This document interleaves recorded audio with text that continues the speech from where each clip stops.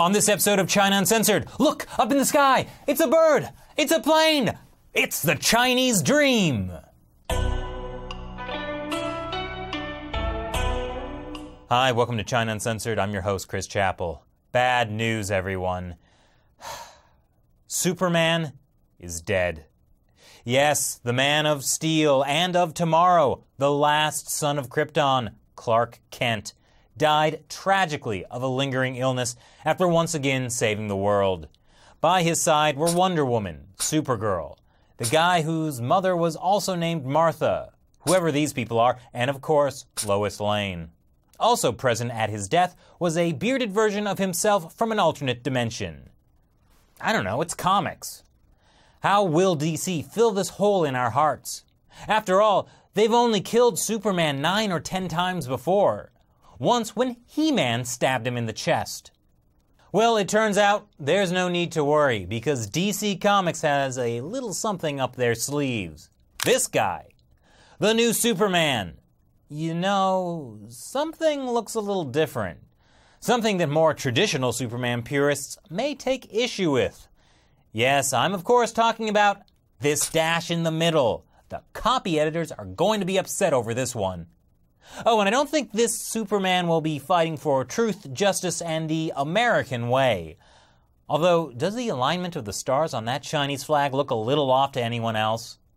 Anyhow, the fictional Ministry of Self-Reliance is able to transfer part of the dying Superman's powers to Kenan Kon. Like I said, comics. Oh, there's also a Chinese Batman and Wonder Woman. They're part of the Justice League of China. Yeah. New Superman is written by Taiwanese-American Джийн Люен Ян, who is actually pretty awesome. He's a former computer science teacher who started writing comic books. Kind of important ones like American-Born Chinese, one that I highly recommend. The Library of Congress has named him the National Ambassador for Young People's Literature. The point is, this guy's got talent. And with the new Superman, he's trying some interesting things to bridge an iconic American property with traditional Chinese culture. For one, the traditional triangular chest emblem has been replaced with an octagon. Here's what he said about that in an interview with KPCC. Now, the octagon is actually a reference to Bakwa, which is a Taoist concept, and it's fundamental to a Chinese view of the universe, you know, and that'll play, like Taoist concepts at least will play a vital role in this character's journey. He's also taking a page from one of the 4 classics of Chinese literature, Journey to the West. You see, Kenan Kon starts off as kind of a bully. You know who else starts off as a bully? Sun Wukong, the Monkey King.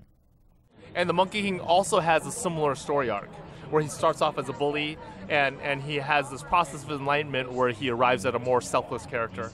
So by doing this with Kenan Kon, we are referencing both an American story, the story of Clark Kent, and a very Chinese story, the story of the Monkey King. So that's all very cool. And DC Comics has been looking for ways to add more cultural and ethnic diversity. One thing that's not clear, though, is whether the new Superman will ever be released in China. That could be difficult unless the comics completely ignore the political and human rights situation in China. And for the people who are concerned that Superman will end up being a stooge of a communist government, well, they already did that one. The great American icon reimagined as a Soviet hero. Comics! But supposedly Kenan Kon's father was a social activist, so there could be an interesting story arc there. Here he is talking about the importance of truth, justice, and democracy? Uh-oh, I hope Superman's dad doesn't get invited to drink tea with the Ministry of Self-Reliance. I, for one, am interested in seeing where this story goes. Since the Chinese regime doesn't even like individual groups amassing power, somehow I don't think they'll be too happy about a possibly independent-minded Superman. What do you think about the new Superman? Leave your comments below. Thanks for watching this episode of China Uncensored. Once again, I'm Chris Chappell. See you next time. When she shines, she really shows you all she can. Oh Rio, Rio, dashing China's Olympic plan.